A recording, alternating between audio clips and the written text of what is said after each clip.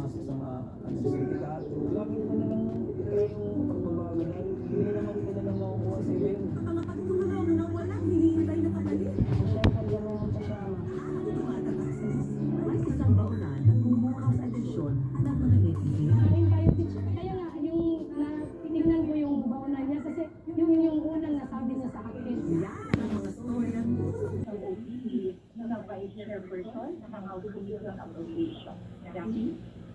Maraming salamat. Ina, Pangaliban Perez.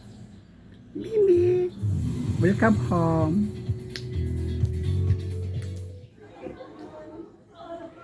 Nakaluha. Mimi, Former PBB celebrity Mimi, ali. housemate na si Justin Liu sa time niya Ali, Mimi. sa isang designer cafe sa Quezon City. Sabi ni Justin, before PBB, bilang lang daw sa daliri at fans na nagpakita ng Welcome tiwala po, sa Mimi. kanya as an actor. I remember before, parang sa restaurant namin, parang ano lang kami, 10 pa lang kami nun eh. Resident pa nga eh. Never ko na-imagine na magkakaroon ako ng ganitong support from them. And like ko nga siya iniisip pagka uwi ko sa bahay na grabe yung love na binibigay nila sa amin, sa akin. Sabi ng fans, nagustuhan nila ang magandang pagkakita Lubos siya. actor. Yung mga fans niya, tinuturing niya talaga na mahal niya talaga, parang pamilya niya. From LA ako eh.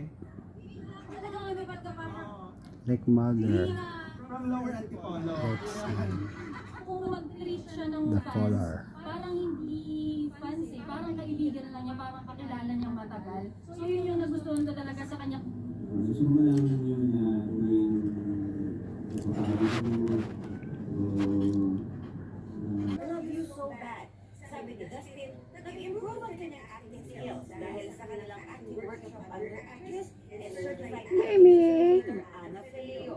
iba yung pakiramdam na makakagawa ko ng pelikula sa Star Cinema, sa Semi Pictures, sa Regal.